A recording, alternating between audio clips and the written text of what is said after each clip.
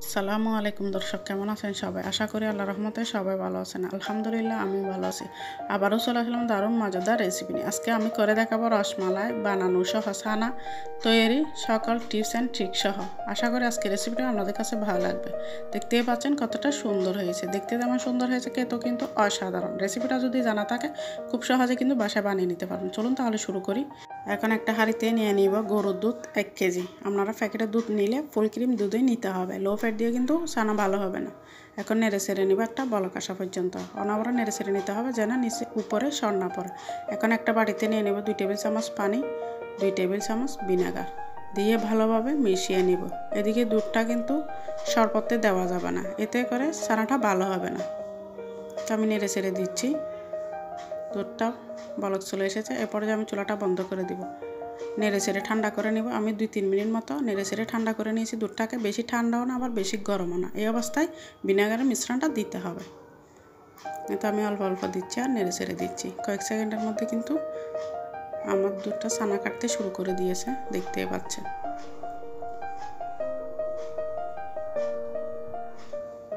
সবসময় খেয়াল রাখবেন গরম দুধে কিন্তু ভিনেগার দিতে যাবেন না, এতে ছানা শক্ত হয়ে যাবে।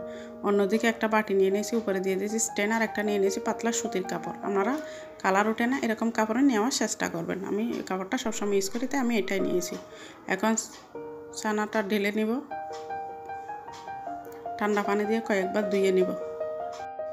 ঠান্ডা পানি দিয়ে কিন্তু কয়েকবার ধুয়ে নিতে হবে যেন ভিনেগারের টকভাবটা চলে যায়। টকভাবটা থাকলে কিন্তু মিষ্টিটা খেতে ভালো লাগবে না। দেখতে পাচ্ছেন আমি হাতে কীভাবে করে নিচ্ছি। এবার ভালোভাবে কিন্তু ছানাটাকে ধুয়ে নিতে হবে। এখন চারিদিকে ভরে পানিটা ভালোভাবে চেপে নিব। দেখতে পাচ্ছেন আমি কীভাবে চেপে নিচ্ছি। ছানাতে কিন্তু কোনো রকম পানি থাকা যাবে না। আমি কীভাবে করে নিচ্ছি আমার হাতের দিকে লক্ষ্য করুন।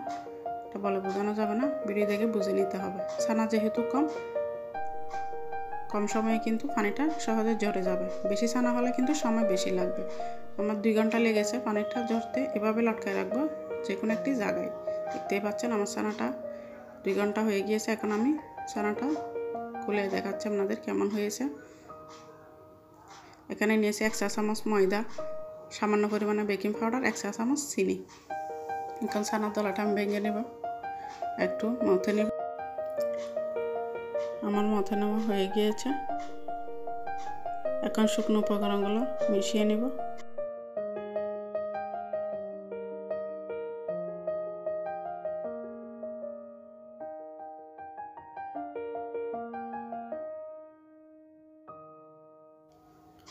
এখন শুকনো উপকরণগুলো মিশিয়ে ভালোভাবে চিনিটা গলে যাওয়া পর্যন্ত আবার মথে নেব 2 মিনিট মতো। আমার মথে নেওয়া হয়ে গিয়েছে।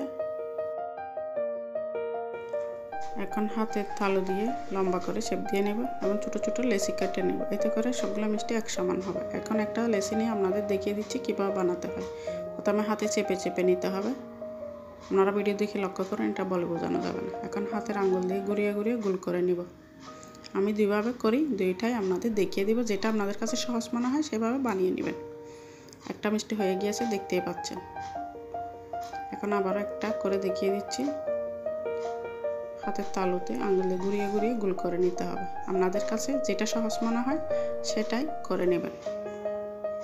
এভাবে সবগুলো মিষ্টি আমি বানিয়ে নিয়েছি।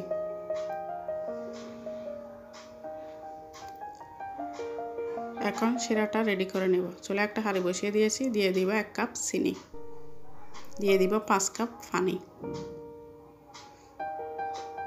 দিয়ে জাল করে নেব। চিনিটা গলে যাওয়া পর্যন্ত, পানিতে একটা বলক আসা পর্যন্ত। পানিটা বলক চলে এসেছে। এরপরে যে ঢাকনাটা খুলে নেব।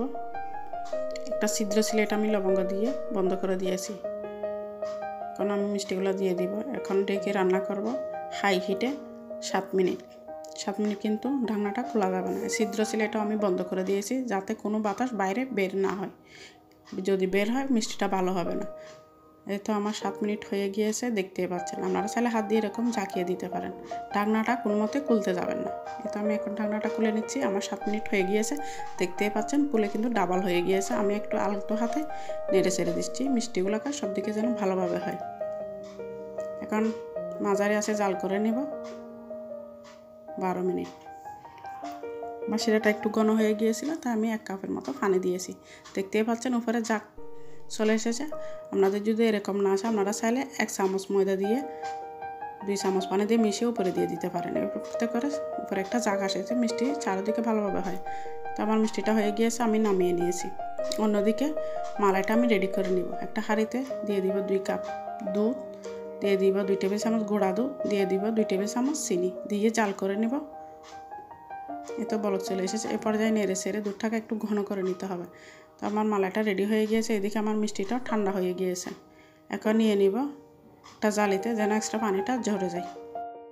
মিষ্টিটা অবশ্যই ঠান্ডা করে নিতে হবে। মিষ্টির ভিতর যদি শিরা থাকে মালাইটা ভালোভাবে ডুববে না। এখন গরম দুধে দিয়ে দিব আমি মিষ্টিগুলোকে, জাল করে নিব 3 মিনিট মতো। এভাবে আমি সবগুলো মিষ্টি দিয়ে দিব, জাল করে নিব 3 মিনিট মতো। ডেকে একটু জাকিয়ে দিচ্ছি, মালাইটা যেন ভালোভাবে ঢুকে। দেখতেই পাচ্ছেন বলক চলে এসেছে। পরে যাই গ্যাসটা বন্ধ করে দিয়েছি, আমি নামিয়ে নিয়েছি, দেখতেই পাচ্ছেন। এখন ঠান্ডা করে নিব 3 ঘন্টার মতো। তো আমার 3 ঘন্টা হয়ে গিয়েছে। ঢাকনাটা খুলে নিব, আপনাদের একটু পরিবেশন করে দেখিয়ে দিচ্ছি। দেখতেই পাচ্ছেন কতটা সুন্দর হয়েছে। আশা করি আজকের রেসিপিটা আপনাদের কাছে ভালো লেগেছে। ভালো লাগলে বাসায় আমার রেসিপিটা ফলো করে একবার হলেও ট্রাই করবেন। আশা করি আপনারাও ভালো ফলাফল পাবেন। আজকের ভিডিওটা যদি আপনাদের কাছে ভালো লাগে ভিডিওতে একটা লাইক দিয়ে দিবেন, সাথে আমার চ্যানেলটা সাবস্ক্রাইব করে নেবেন, পাশে থাকা বেল আইকন প্রেস করে দিবেন, সাথে অল অপশনটা ক্লিক করে দিবেন, যাতে আমি নিত্য নতুন ভিডিও আপলোড দিলে সাথে সাথে নোটিফিকেশন আপনাদের কাছে পৌঁছে যায়। চাইলে ফ্যামিলি এন্ড ফ্রেন্ডের সাথে শেয়ারও করে দিতে পারেন। ভালো থাকবেন, সুস্থ থাকবেন। আল্লাহ হাফেজ। আসসালামু আলাইকুম।